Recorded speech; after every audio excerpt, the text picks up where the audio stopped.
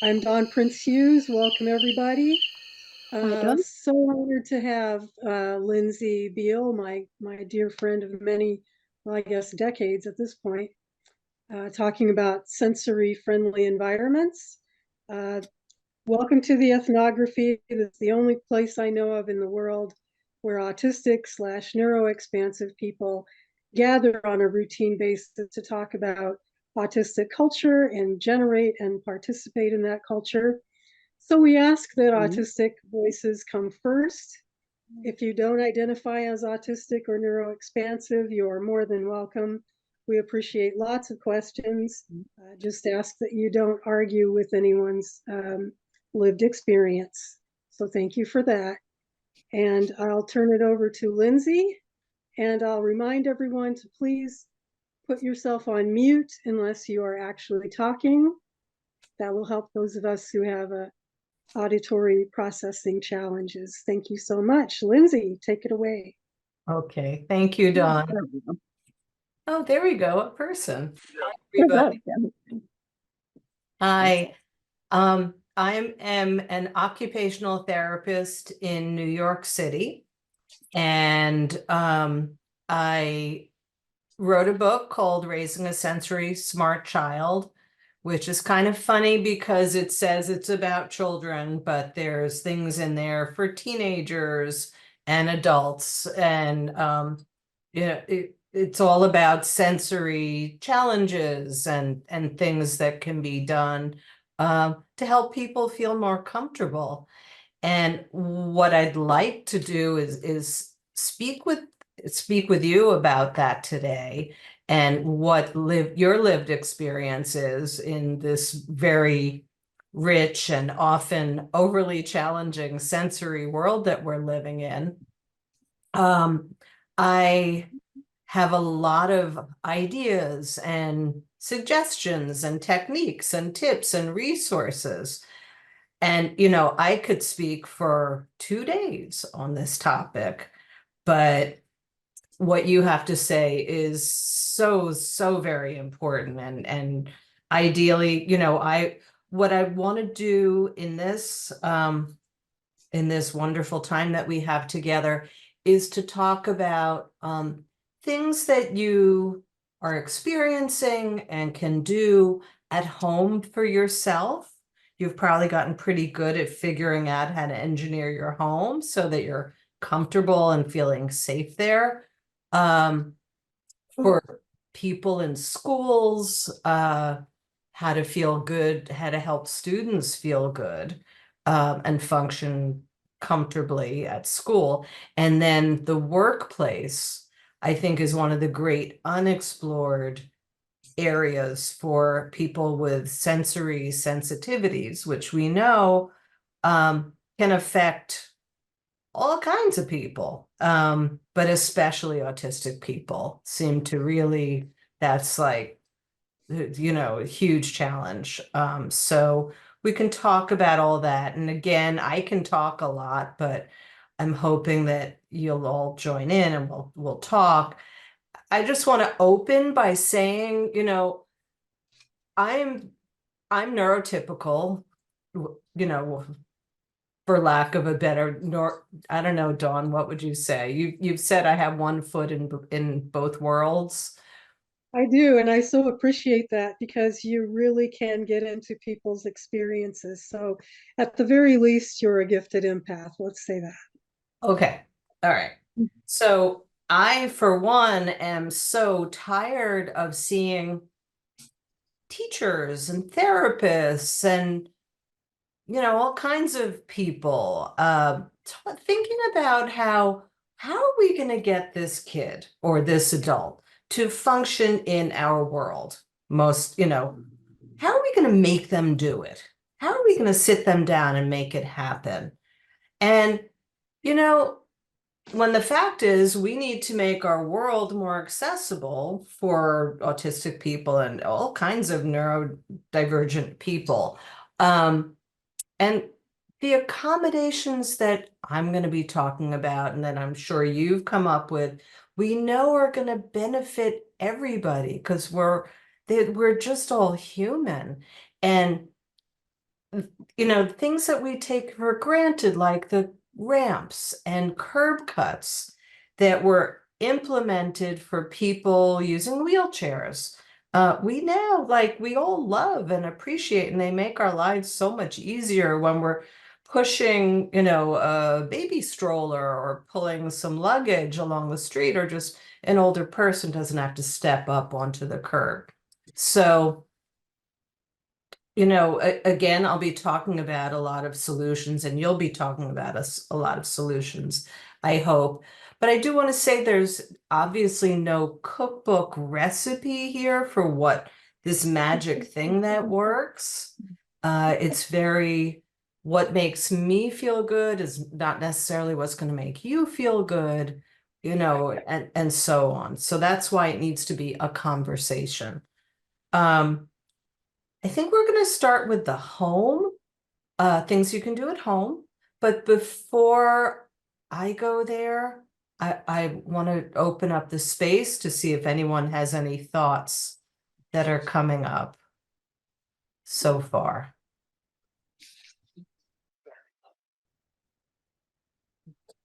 Well, I would just say that home is the only place I can be that I feel comfortable.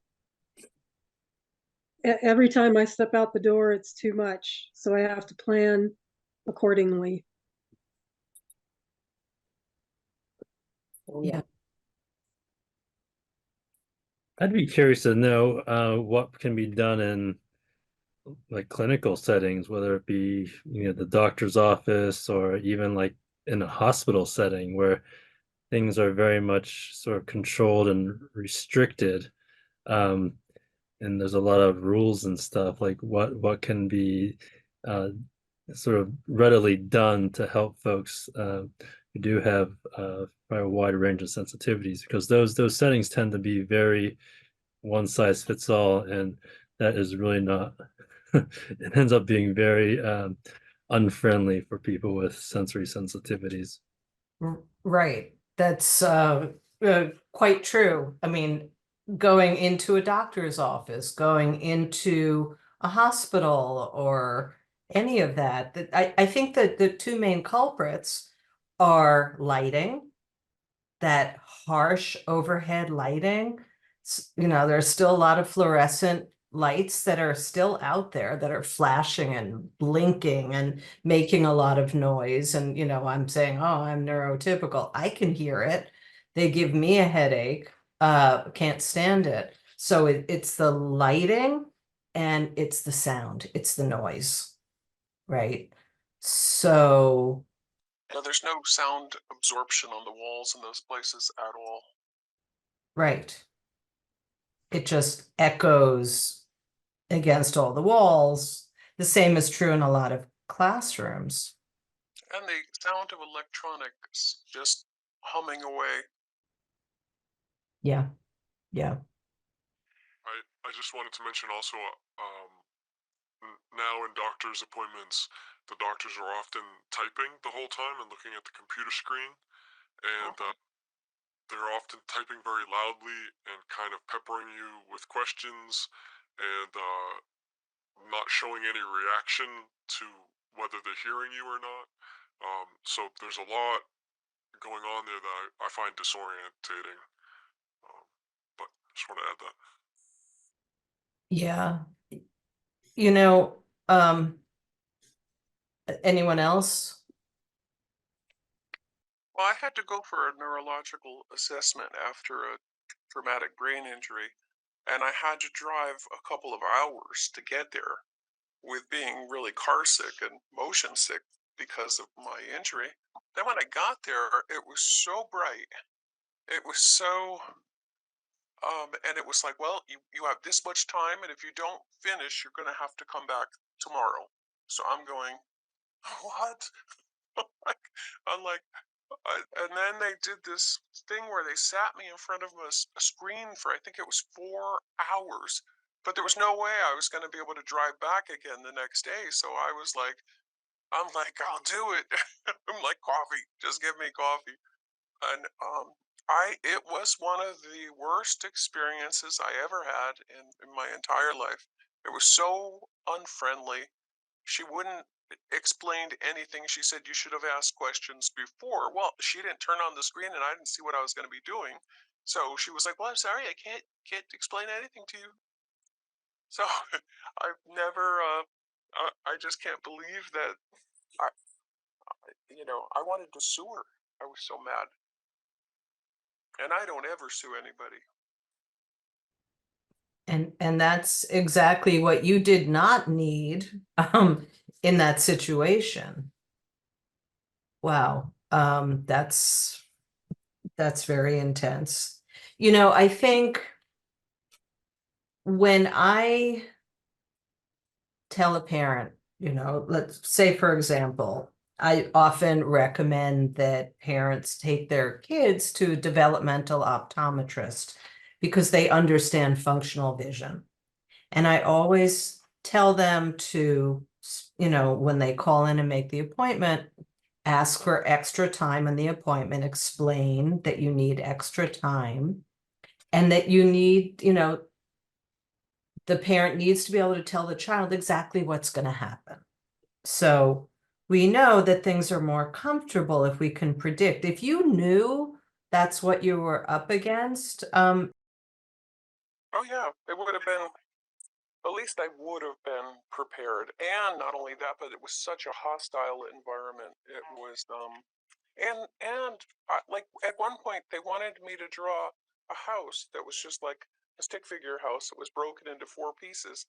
And I was an artist and I couldn't figure out how to put it together. So here I am experiencing some of the side effects of the brain injury that I've encountered, and like totally freaked out because it's like, oh my God, it's like I'm finding out all these things I can't do or don't understand that I would normally.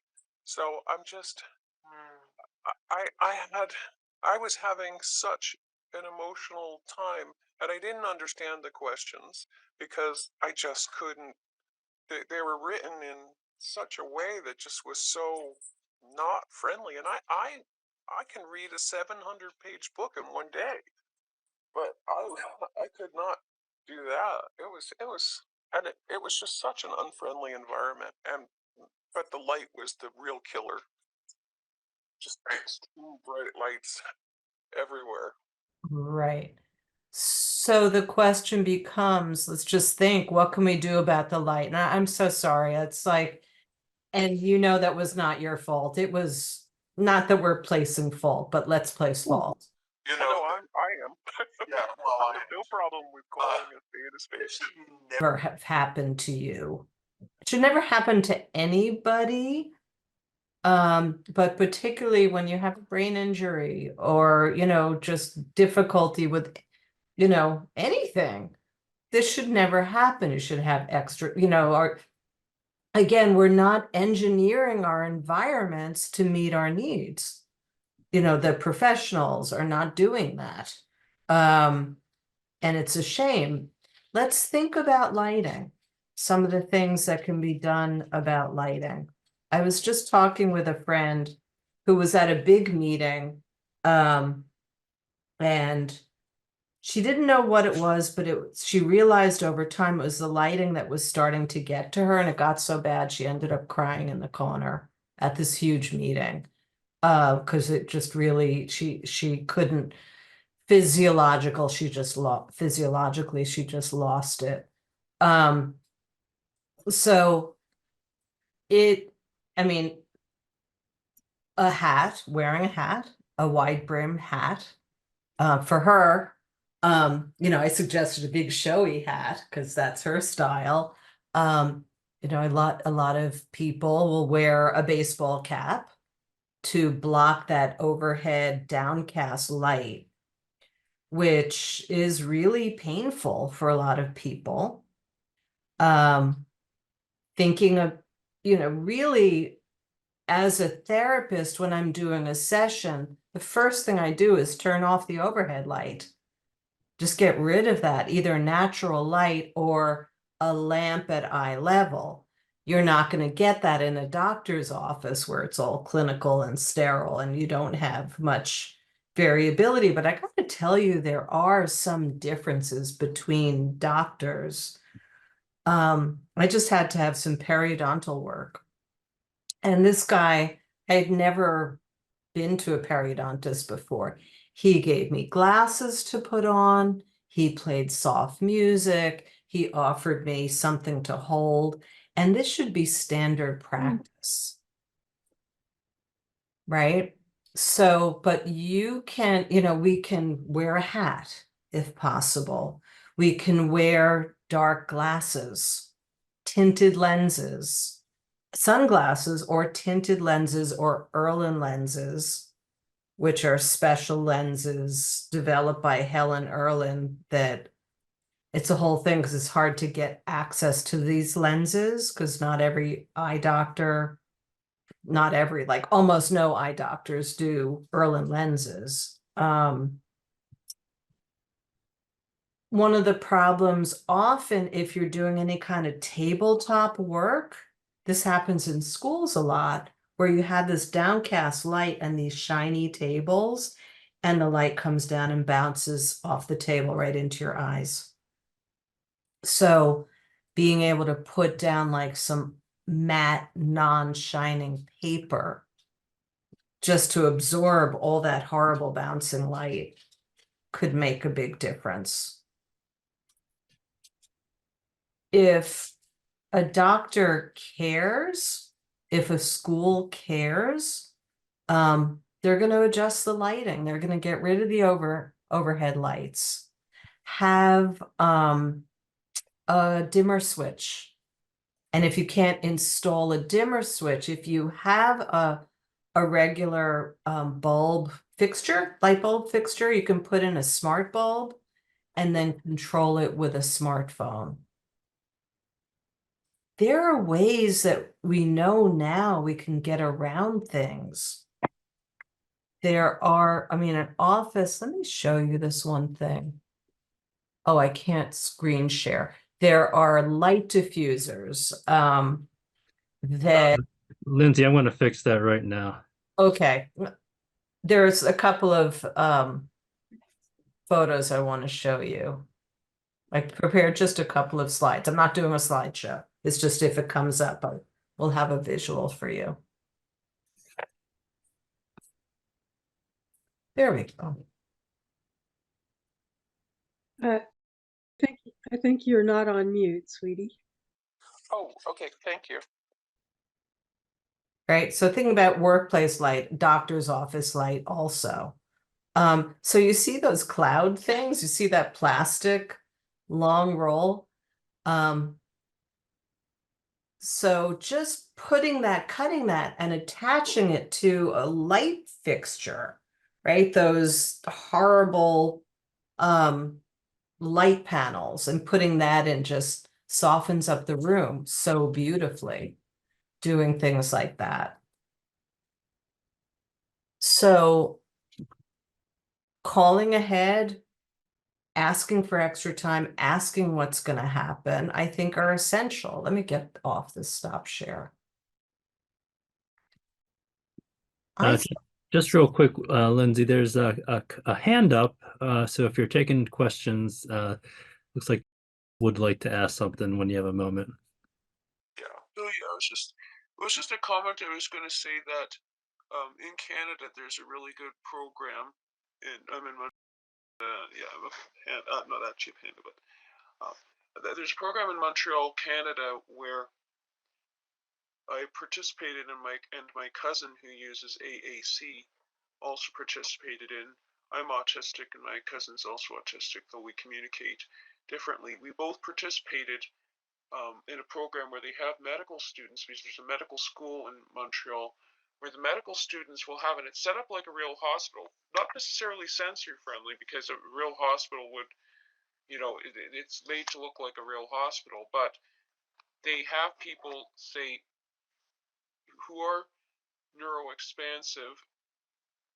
They're hired to be actors to play patients, and the medical students will play doctor, and So they'll ask the same questions. You wait, and then they'll ask questions. They'll do exams as if it's a real hospital. So it teaches them about neuro-expansive people and neuro-expansive cultures with, using hiring real neuro-expansive people. And we actually got paid. It's not a volunteer thing. It's a paid job to be playing. That's just something I wanted to mention.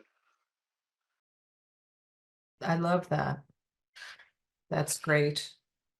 So I think self-advocating is key in hospital, doctor's office situations, and bringing your own stuff, right? I'm going to show you a couple of other things. Let me show you a few. Bringing your own stuff that helps your body to feel good.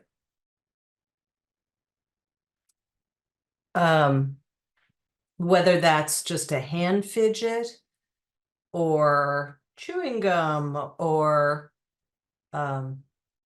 sunglasses or whatever. I came across this amazing new hoodie. This hoodie has built-in headphones. So there's hearing protection there. And there's a visor you can pull down if you need to just tune out for a little while visually. So you're wearing a hoodie and, you can escape if you need to. But the coolest thing of all is that you can protect your hearing a little bit. Yes, of course, you can wear headphones. And in England, they call them ear defenders. And that's such a great term. Earplugs. I don't go to concerts anymore without earplugs. And there are ones that are high fidelity so that it doesn't just mute everything. It just reduces the volume on all the different frequencies of sound. There's one other cool thing that I thought would be great to wear to a meeting or a doctor's appointment. These hoodies, like about weighted clothing, right? Weighted vests. They were very special ed for a long time. And it's sort of gone from the realm of, vinyl special ed clothes into just like this, I like weight, and like these hoodies are really cute and they're weighted. That's a weighted bathrobe. There's just so many different options. And I think it's learning which tools are helpful for you and then using them and then feeling empowered enough to use them. Lindsay, there is a comment in the chat from, let me just read it out loud here since we're talking about some audio interventions. She's saying, I'm curious if people overall find lighting more offensive, or is it noise that is more problematic? I personally have more trouble with noisy environments, but it sounds like lighting is also a big factor. What do people think? For me, it's the combo. And then, of course, they start to resonate off of each other in a feedback loop. And then it's all over. Yeah.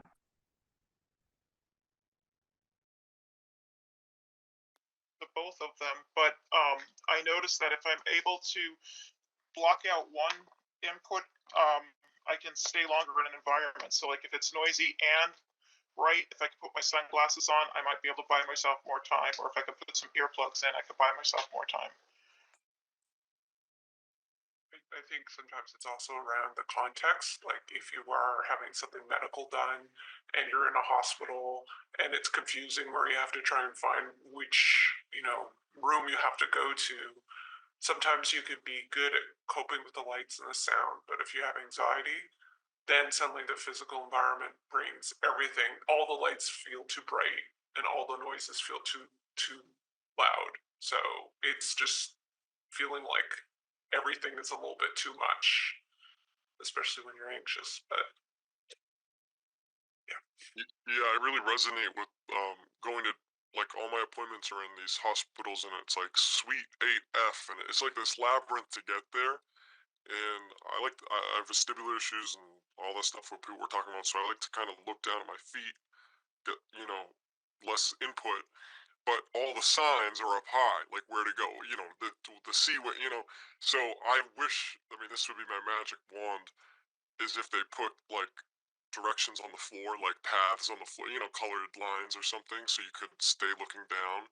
But that would take some magic wand or genius. It wouldn't take that much, because I gotta tell you, NYU Hospital in New York City, I'll make an appointment, they'll be like, take the green path. Oh, that's great. And it's right there. I mean, it's not magic, and it should be, it should be like curb cuts, how it's done. Because I can imagine you tilt your head up, that's gonna kick in your vestibular responses. Come to NYU. Yeah. Missing the signs. I'm reading through I think it is very, you're saying you have no family doctor because the local one doesn't understand autism nor respect autistic people. Yeah, well, I haven't actually been there, but my cousin who uses the augmented and alternative communication went there, and they refused to talk to him. They only talked to his communication resource partners, which were his parents. They refused to talk to him, even though he's an adult. It was just, and he can speak for himself. He just uses a letterboard, but that's a perfectly acceptable way of speaking. So I thought, even though I speak, I thought, well, as soon as they look at my chart and see that I'm autistic, they'll I don't know if they're going to necessarily respect me the same way. So it's like, well, my cousin's also my neighbor, so it would be the same family doctor. So I'm still looking. And the other thing I was going to say is that it would be better if the doctor's offices didn't have, say, radios playing, and if they didn't have TVs on. Like, you don't need that. Like, for example, why does the bus have a radio playing loud? Like, you really don't need that. Like, you just don't. The buses in your area have music? Yeah, they play radio. The bus drivers have their radios on, and I usually sit in the accessibility seat, which is right near the driver. But then you hear, anyway, it doesn't really make much sense. Yeah. So I just wanted to say, sorry, Lindsay, I didn't mean to interrupt you. No, go ahead. Go ahead. Before I forget, I hope this fits here, but to the point, I made the mistake once of telling the emergency room I was autistic, and I will never do it again, because they immediately thought I was incompetent. They tried to force me to take certain medications that I had bad reactions to in the past. They wouldn't listen to the treatment plan I wanted to be involved in. They made all kinds of assumptions about my intelligence and my capability. Just wanted to throw that in there. Mm. Well, just to piggyback on that, one interesting comment. I was talking to this local pastor at my church. He's neuroexpansive, and he recently had pneumonia, so he was in the hospital. But he's also, because of he's neuroexpansive, he's also on anti-seizure medication. Well, there's one antibiotic that has almost the same name and is the same size, shape, and color as this anti-seizure medication. So instead of giving him antibiotics, they just ended up giving him more anti-seizure medication. So it just shows like diagnostic overshadowing. It nearly killed him. Thankfully, he's okay now. He's a lot better. He was at church. He got one of his sons baptized, and this weekend. So that was really nice. But yeah, at least he's better now. But yeah, it just shows how dangerous that diagnostic overshadowing, that Don Prince-Hughes was talking about can be. Mhm. Yeah. So how do you all feel about disclosure to your doctors? Well, I've been lucky with my. Sorry. Oh, it's okay. Go ahead. I've been really lucky to find a couple of personal physicians, one here in Montana and home in Illinois, that really do take me seriously. Of course, I had time to talk to them and explain to them my capabilities and my limitations, and they took that seriously. I think Lindsey's inspired me, though, to talk to them about the sensory stuff too. I think I've just muddled through in a way that isn't really probably very good for me. So, yeah.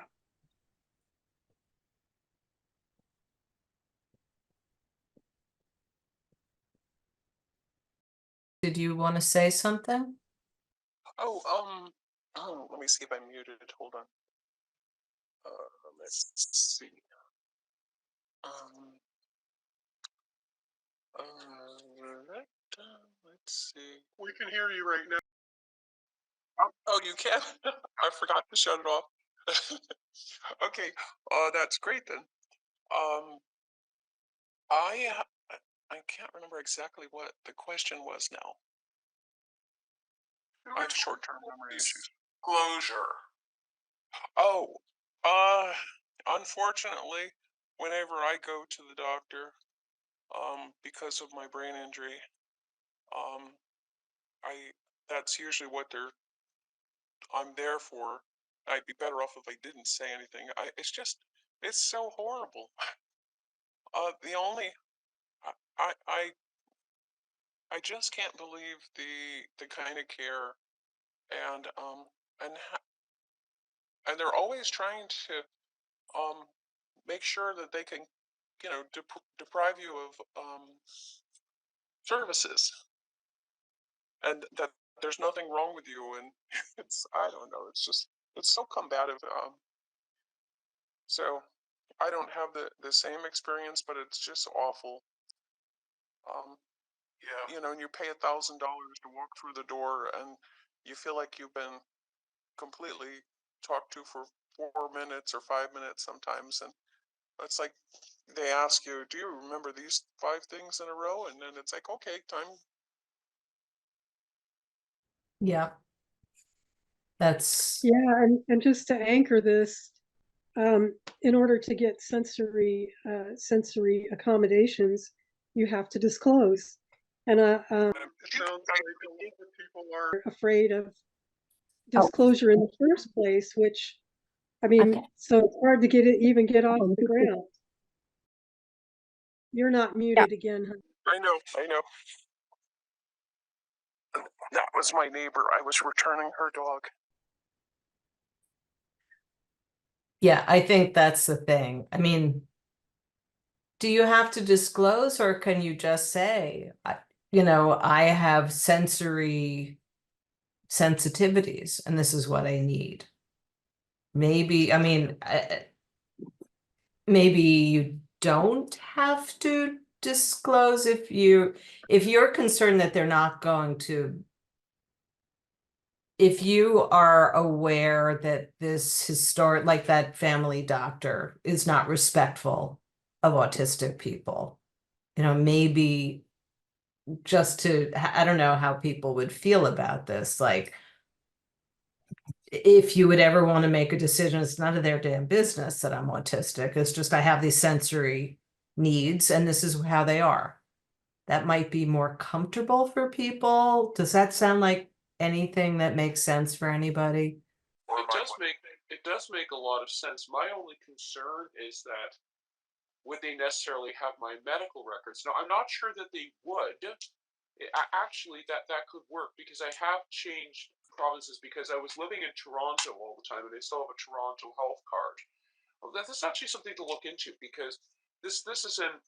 I've now moved to the province of Quebec, So that's a different province, so they wouldn't have my health records. So I see what you're saying. my concern is to transfer the health records, they'll know. Right. But I guess what you're saying is if I were to walk in, like if I need to walk in without,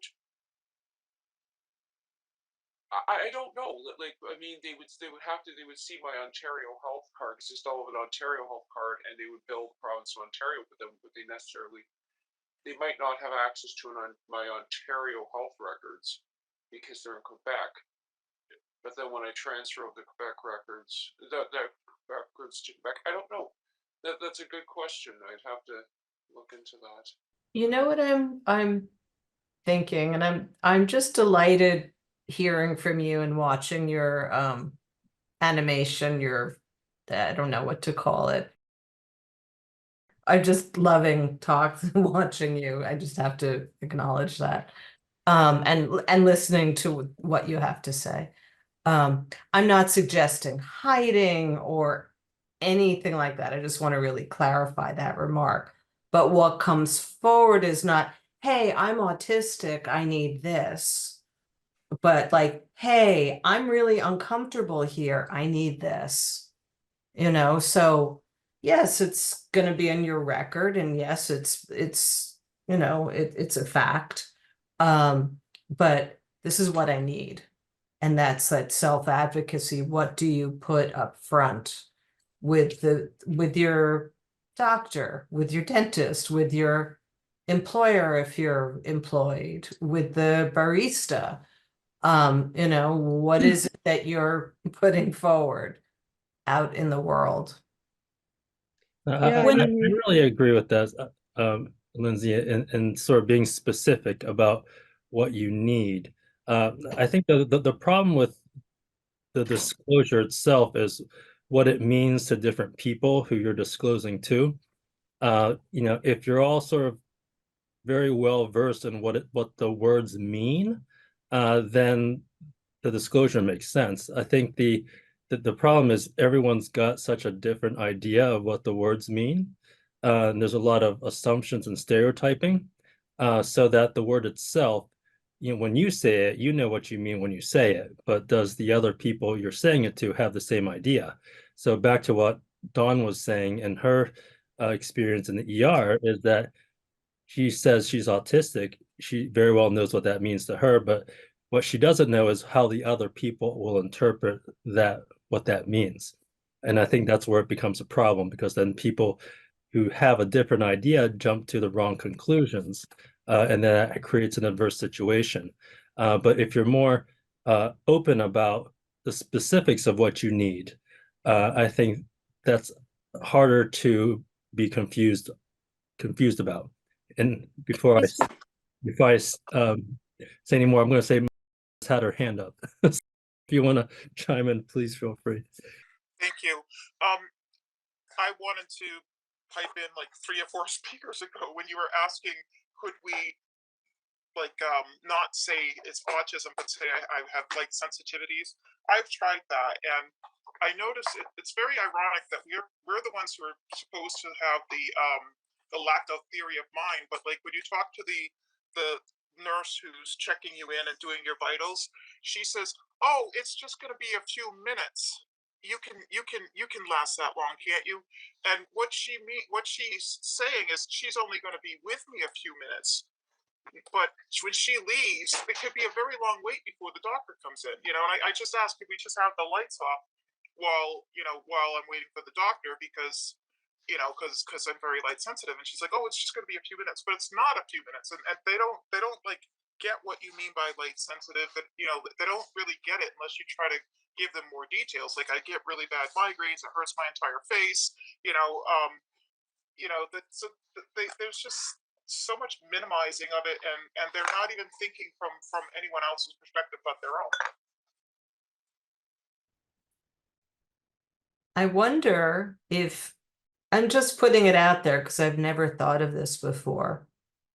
If you all, sat down each, if one were to sit down and write down all the things that would really be helpful in a situation and have it in writing. Because I'm thinking, you go into these situations and you're a little anxious to begin with because it's a doctor and there's a lot going on and people are moving around. There's all the noise and all the lights. You may not be as comfortable at self-advocating. If you just sort of had a card or something in writing saying, I need this, it's not negotiable,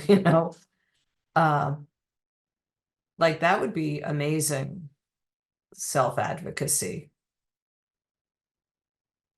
Yes. Shame on that nurse. I was going to say that this is something I've started to, been doing because it helps me, is that I bring a bullet point list and I hand it to the doctor at the beginning of the appointment so that so I don't have, it's just so it's clearly laid out. It's just what's relevant, it's prioritized, it saves time, and it saves me having to kind of organize all the thoughts and answer these questions. But I've had multiple doctors either refuse to look at it or one took it away from me, put it face down, and said, no, we're not doing that. It's like they want to do it their way, which is, I'm going to ask the questions that I want to ask, and I'm going to go through my decision tree, and I'm not going to sort of submit to looking at this very sparse piece of paper you've granted. But I think that people have different communication strengths, and for me, getting the doctor up to speed, it's difficult, and so I would love to be able to know what to say in that situation as to why they should, maybe it's not typical, maybe they're used to kind of asking their questions in their order, but why this is the best way forward, and maybe that's some language I could think of to express so that, some of them like it, some of them are thrilled because they're like, oh, this saves me a lot of time, but some are really hostile to it. But to the ones that are hostile, maybe using some language around sensory issues or processing issues, just to let them know that this is going to be the most effective use of our time and get us both on the same page, literally, Yeah. So it's helpful hearing all this in this discussion. Yeah. I think that sounds great. And I also think, and I've seen those doctors who are just behind an iPad or their computer the whole time. I've never had the guts to do it, but I think I might next time, given this discussion, just say, I'm here to see you, not your computer, and I'd love to be able to speak with you. I know you need to write your notes, but I need to see you. Yeah, Yeah. absolutely. Yeah. Did I see a hand up before? No. So I was thinking, unless someone has something else, I was thinking about being in workplaces, right? And going into these workplaces.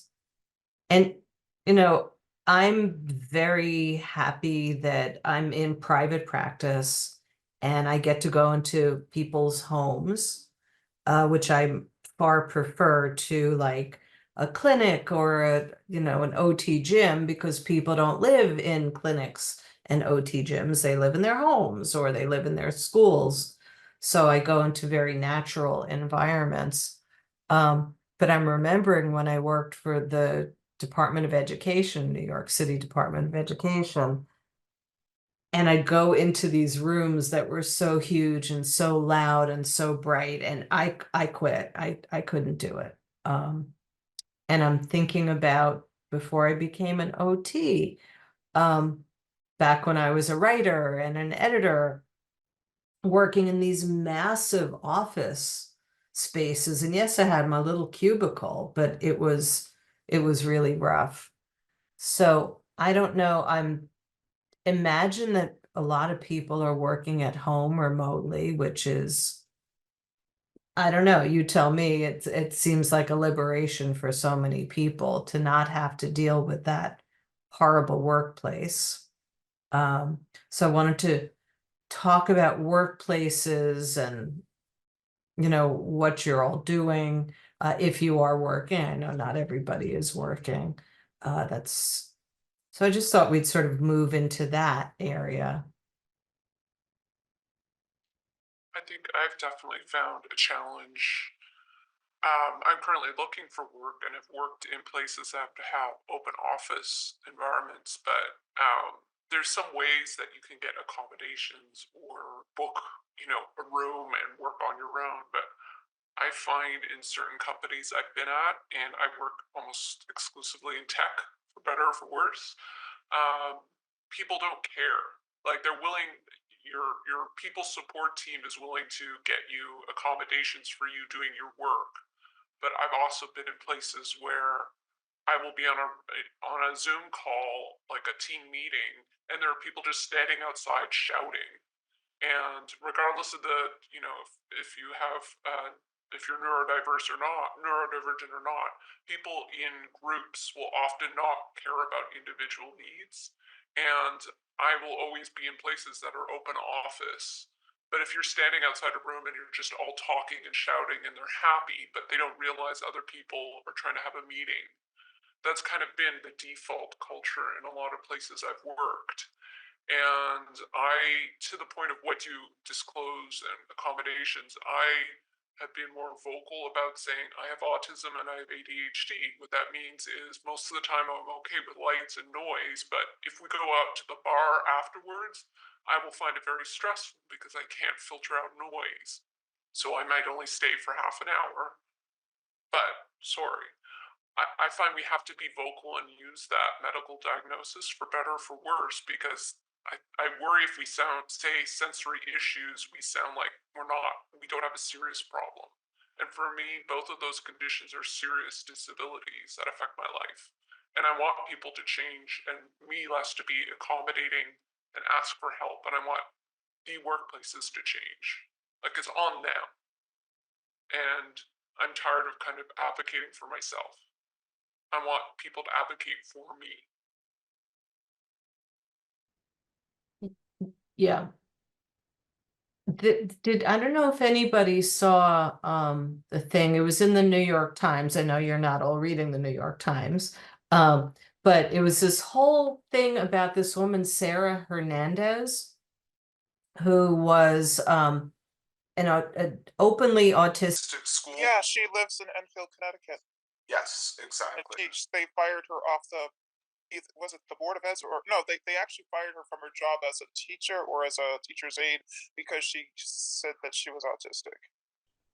Okay, and then she was asking what I read. I didn't know that she was a teacher. What I had been reading. I don't remember if it's a teacher or a teacher's aide, but she did work in public school system. And she worked there for several years and there was no problem. But when she started to learn more about her autism and how, the masking and everything is draining her, and, so she was starting to have those kind of issues, she was asking for accommodation, which is why she disclosed, and they just out fired her. Right. And then maybe this is after, so was she fired from her teaching position recently? I think this was pre-COVID. Oh, okay. So she's in the news again. Oh, really? Probably because her case, she sued them, and you know how it takes the courts forever to have a case come up, so it's probably just finally is coming up now. So she made it onto the school board. And she asked for accommodations at the school board meeting. I wrote a couple of notes. She's hard of hearing as well, as autistic, and she asked that emails and texts, wait a minute. Okay, because of her auditory processing issues, she wanted stuff to be emailed and texted to her instead of phone calls and group conversations, so she could follow along. She also asked to receive printed rundowns of what to expect at confidential meetings ahead of time so that she could prepare to, respond in the moment. And she also asked if she could pass notes to other board members at meetings for clarification if she was getting lost. So this is all, you know, ADA accommodations. And yeah, she got fired. And she won her case. She sued and she won her case. And she got $10 because there's a new law. I don't know, the Supreme Court ruled last year that if you're working for an organization receiving federal funds, that you can't sue for emotional distress, only for physical damage, which I didn't But she know should have been able to sue for lost wages. this stuff. You would think maybe that's the next lawsuit. This is based on this article in the Times. It's really interesting. So, you know, I'm reading that thinking like, Jesus, what is the point of the ADA if we're not getting these accommodations? I think we've got a long way to go to get this, right? Can I just interject? Please. That makes me so furious, of course. But I just want to acknowledge that there is a culture of bullying that persists everywhere, at our jobs, at the hospital, anywhere we're going to ask for accommodations. Like, I love the work that you do, Lindsey. And it's going to take getting underneath this culture of bullying to be able to apply those in any meaningful way. Because if you don't disclose, you're just a Karen or an a-hole, you know, or who do you think you are? And then it becomes a battle of wills, which the bully culture is going to win. Not to negate all of the work you're doing, Lindsey, or the importance of identifying the actual accommodations people need. I just want to throw that in there. Yeah. I couldn't agree with you more. You know, here I am, like, I have all these ideas, but, you know, you go into a doctor's office and you get slapped in the face proverbially.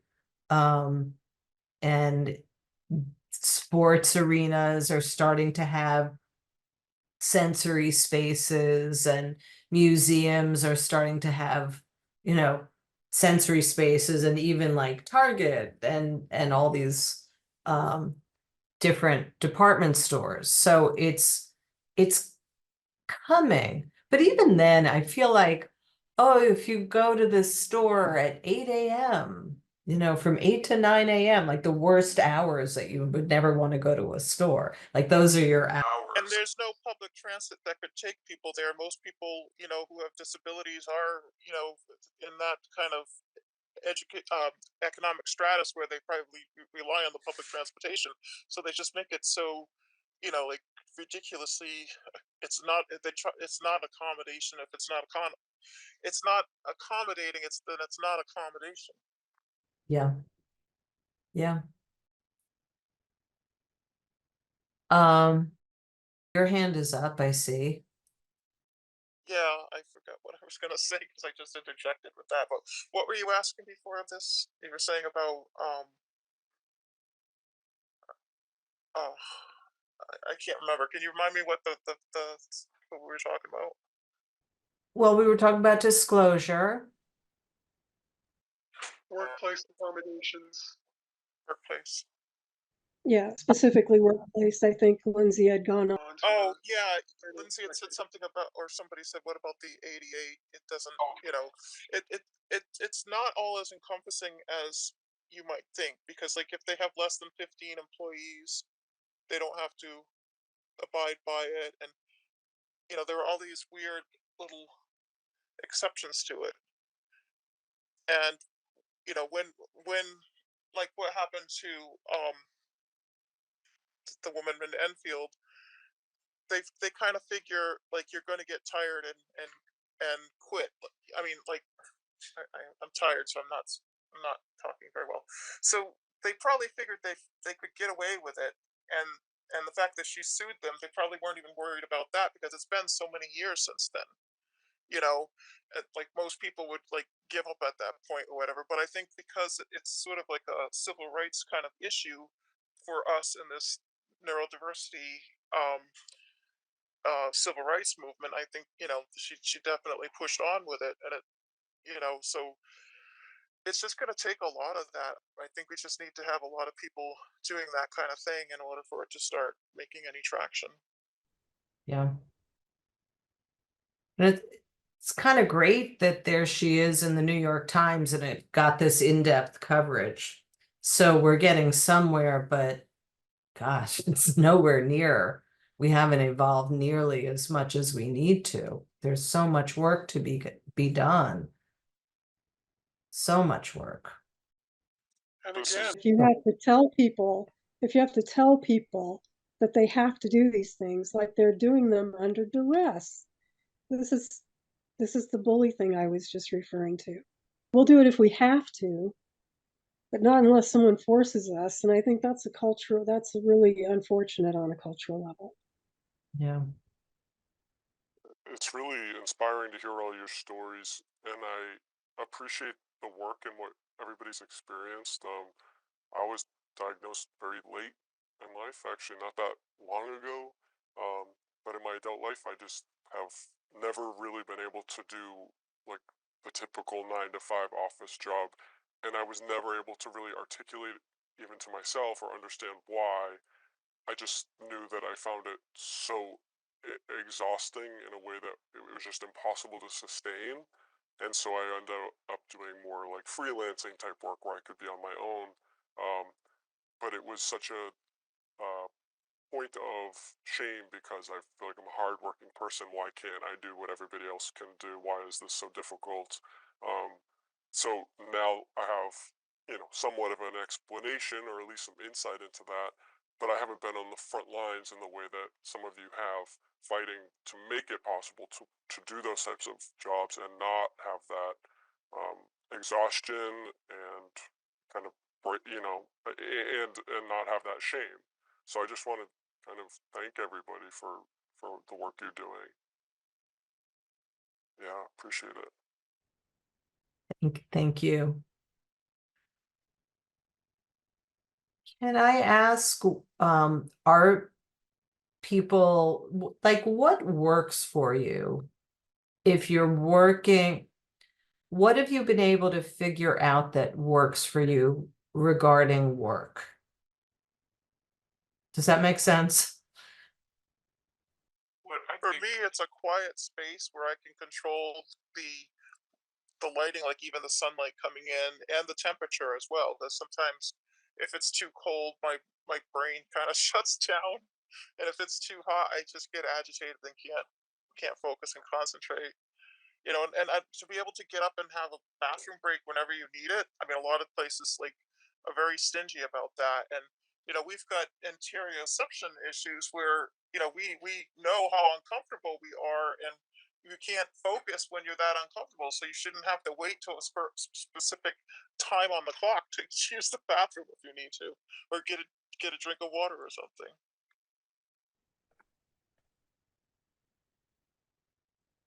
That's unconscionable. When you gotta go, you gotta go. I mean, it's such a basic thing. Well, I'm autistic for a living, which makes my accommodations easier. But I do travel a lot, and back when I used to just wear sunglasses, there was that stigma, like, oh, who do you think you are? You're so cool. So I started carrying a blind stick because I literally get tunnel vision and can't see when I'm going through the airport or whatever. And the difference is really striking. Like if you have some kind of thing that people can see, then they treat you a lot different than if you're just asking and they can't see that you're having to navigate in a different way. Dawn, I'm remembering walking around Yale with you and the people just parting, and it was great. We were just able to walk. It was and that really speaks to the difference between an invisible disability and a visible disability. I thought that was a brilliant idea. Thank you. It's Completely. transformed my life. Go ahead. No, I was saying that's smart. I was gonna add to thinking about practical things. If I could, now that I'm reflecting on kind of my office work experience, I think that I seem to be very hyper aware of other people in the room. It's like you'd be other people. They're talking and their computers and everything that's going on. It's almost like a hypersensitivity, and but I don't mind doing the work. So it would, I mean, if I was to think back, it would have been really nice if I could get my assignment and then go somewhere, like a little, even if it was like a closet or something, where I wasn't kind of under observation or just have that too much input. And then also, I don't know, when I'm around other people, I feel like I've got to really put a ton of energy into appearing a certain way. And so it's hard to, but when I'm alone, that all goes away, and I could focus. So, yeah, maybe like you mentioned those huge, like open, office spaces that are kind of in vogue, but it's important. Cubicle farms. Yeah, cubicle farms, exactly. I think it's important for some people to be able to shut a door and not be observed all the time, for them to focus. Well, for me, it's just because of my severe sensory stuff. I just need to be able to block out all the other sensory stuff. It's not so much that I don't know if I guess I'm fighting so much with being a sensory defensive autistic with all that stimulus coming in. I never even noticed if I'm worried about people looking at me. There's just so much other pain coming in from all the other stimulus.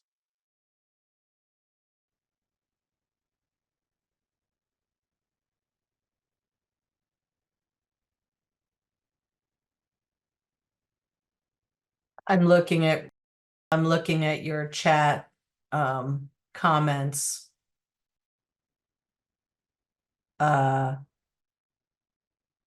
Oh, okay. So you teach and you've changed your classroom a bunch of times to find one that is environmentally friendly for you, quieter and less bright. And I think finding a spot that even within an open office plan, for example, if you're ever in that situation, I don't know if any of you are working that way, there's usually an area that is a little bit more dim. I've also seen situations where engineering can turn off one light, just remove the bulb in that one section so it's not so bright.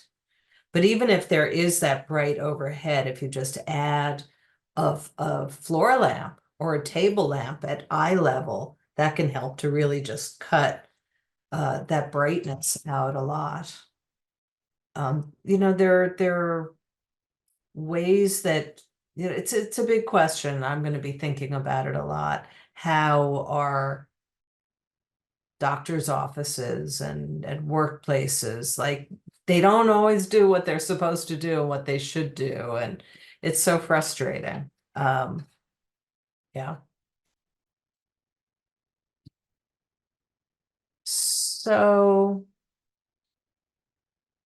I think we've covered a fair amount here. Just see if there's anything I definitely wanted to, yeah, no, there's nothing else I really definitely wanted to cover, given the context of every place we've gone to together here. I do want to encourage you to keep looking for and asking about autistic friendly doctors. I mean, that's a topic that came up totally unexpectedly. It was it's such an important topic. For example, in New York, There's now NYU again. I wonder who's working at NYU that's doing all this cool stuff. But they have a dentistry clinic that is especially designed for people with disabilities. So the lighting is totally different. Everything is different. It's so friendly and inclusive. And I mean, what could be less sensory friendly than being at the dentist, right? That's got to be the absolute worst. So, keep looking for things. I feel like we are progressing, as I've mentioned before. And depending on where you're located, you may be able to find, if you keep looking, something that's going to work better for you. I hope. That may be very naive of me. It probably is, but that's part of why I keep doing what I do. With that hope in mind. You're a trailblazer, Lindsey. I think that so many of the things you've come up with through the years that we've discussed are so brilliant. And it's interesting today because we're talking about the cultural components, which I guess even I am surprised at how much this affects how we ask for accommodations and how those are received, how those requests are received. And then I would just also say that I appreciate what you said about it being good for everyone.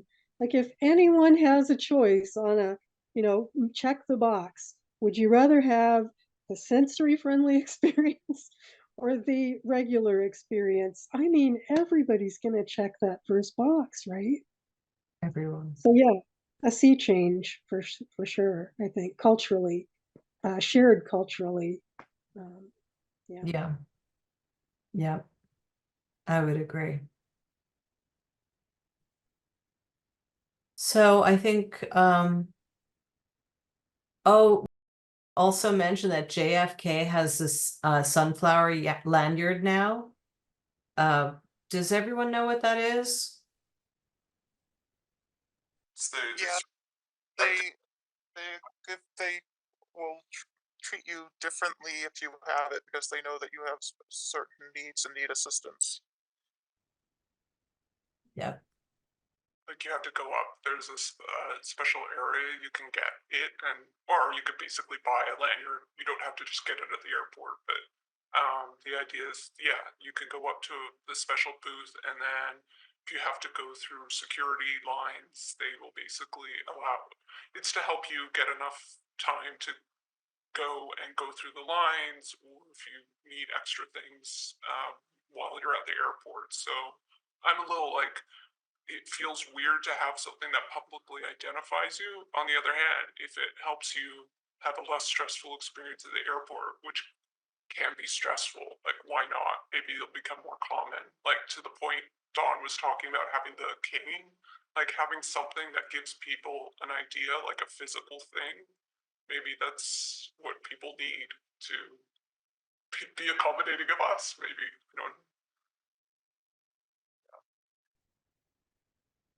And do you get into the first boarding group? I'm not sure if it will probably, I mean, you can technically. Sometimes on the flight, they will say things like people who require special assistance. I'm usually okay by the time, like, we're about to get on the plane because there's light at the end of the tunnel. It's more of just the noise and everything. So the boarding gate is not necessarily a problem, but if you did need more time to find your seat, or if you knew you needed to go to the bathroom before the flight takes off or something, I think that's what that faster boarding gets. But yeah. I think they also let you board first if that's something you need. Like some of us who have the claustrophobia type issues, it's easier if we're in the plane and then people board after us than if we walk into a fully crowded plane. That causes a lot of anxiety. Yeah. I think that the biggest barrier, though, is really the public educational piece. I mean, in the case where somebody is needs a walking stick, I guess that's a very, I guess, concrete symbol, that somebody is blind. And something like being blind, I guess most people can understand kind of a binary condition. You can either see or you can't. And that really doesn't require a whole lot of education for that. But I think things that are more, probably more complex and more subtle, I think this whole bullying mentality is pretty rampant. It's like people want other people to conform and to sort of do things the way that they want them to do them.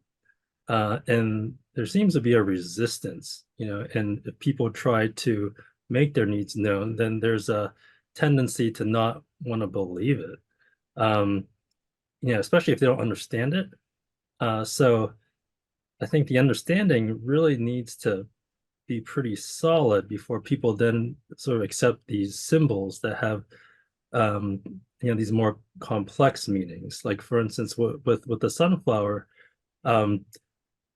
I mean, that's something that would probably require training. And there's I know there's some organizations that focus on education of the travel industry for people with different needs. But that depends on like all the employees knowing what that is, and not sort of resorting to their own stereotypes and drawing their own erroneous conclusions.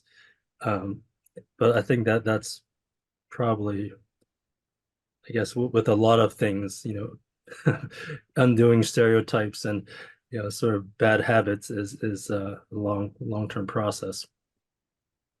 Yeah. I mean, really, it's true of everywhere, of every kind of accommodation, that the voices need to be direct. We need to be hiring all these underemployed autistic people, right, to actually share their experience. I mean, one person doesn't. Amen to that. But yeah, I mean, people speaking for themselves and doing that direct education. I agree with Roger that it's that we have to engage in those conversations in a diverse way, in an expansive way. Yeah. Well, and hire neurodivergent leadership. Absolutely. Absolutely. The best boss I had in government dealt with chronic depression on and off, and I think it made him more empathetic to people's health and people's stress. And because it was a small team, people trusted each other. And also, I think implicitly, people knew there would be no bullying. Like, as important as I think the lighting and the sound discussion is, and how to manage sensory needs and communication, I just want to find a company where I'm not bullied. I almost don't care as much what I'm doing, or I can use earplugs or headphones. I just want a place of respect. And I am no longer going to work in a lot of offices and big companies. I'd rather go work in a florist shop at this point. I can't risk my health anymore. And it has to come from the leadership saying, you can't bully people. It's the only way it changes.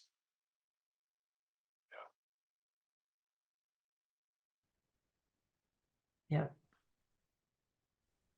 As usual, this has been a remarkable discussion.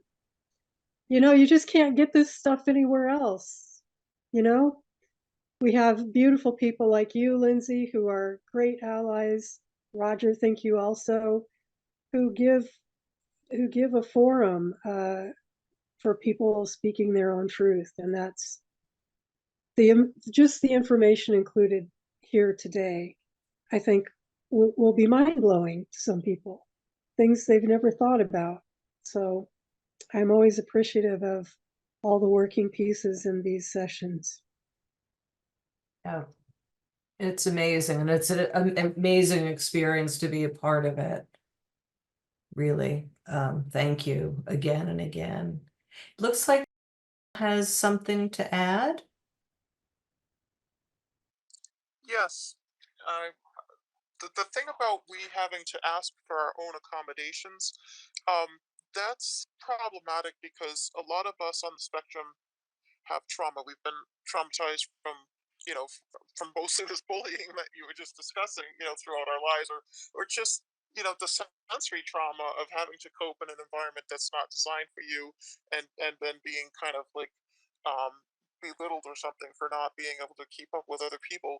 But one of the trauma responses is like fawning to people please, and people pleasers tend to have a really hard time asking for anything for themselves because it's kind of like uh, built into like the reason they are people pleasing is because they can feel safe by helping everyone else get their needs met and making their needs as small as possible. And so it's hard for people with that kind of trauma mo, I guess, for lack of a better way of saying. So if you are a people pleaser because of your trauma, then it's really hard for you to ask for accommodations. I mean, that's something that needs to be like learned also. And it's weird when people say, what do you need? What are your accommodations? Another thing is people may not even be fully aware of what they need. They just know when they're in the situation that it's not good for them, but they may not be able to like predict ahead of time what that's going to be. And I think that places need to be flexible enough to to let you make a decision later down the road if when you were first hired you couldn't think of what you would possibly need as an accommodation. That's Yeah, really true. I think our culture leans, despite popular misconception, our culture leans toward cooperation. We are, by and large, very gentle and cooperative people, and that gets taken advantage of. So I'm glad you brought that up. Thank you. and also to add on that, the educational piece I think is also helpful, not just for folks who are wanting to learn more about neurodivergent minds, but also like the neurodivergent people themselves. Like a lot of times, if you don't know what you don't know because I guess you've been living it your whole life, but when you come to forums like this and you hear other people talking about their experiences and these things resonate in you, then you can begin to discover things about yourself that you didn't know the whole time. And then that may also help you advocate for yourself and sort of improve your life situation. I agree, Roger. These autistic only spaces, or spaces that watch that elevate autistic voices, they're very important for us to interact with, and we get like validation from knowing that our experience isn't the only one, and the exchange of ideas of like what works for some people, and that kind of thing. I think it's all very important. Yes, as my Jewish friend says, from your mouth to God's ears, right? To uplift all of our voices like that, give each other validation, and raise those voices to the ears that count. I know that you have to go, Lindsey, coming right up on the minute, so I didn't want to go over if you have to duck out. I do. I imagine you might want to continue, but I do need to duck out. So I would like to thank everybody for having me, and I Thank you. learned so much. So thank you, and lots of things to think about. Thank you so much, Lindsey. This is why we have you back over and over. Always great discussions. So thank you again, my friend. Really appreciate it. Whoever wants to stay and talk a little bit more, feel free to do so. And we'll say goodbye to Lindsey for now. Bye. Thanks. Good to see you again. Thank you, Lindsey. And bye, everybody else. Thank you.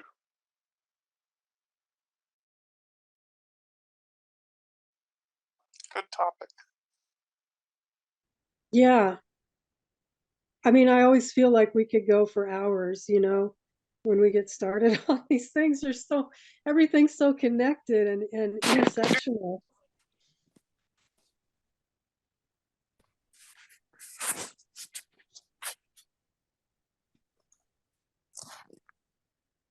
Okay, well, if people don't have any closing remarks, I'll say goodbye to everyone. We've got another really interesting session coming up, so look for that so we can all get together again soon. And thanks again, Roger, for the advertising and the safe space. Appreciate it. My pleasure, Don. Thank you for your insight and wisdom. And I'm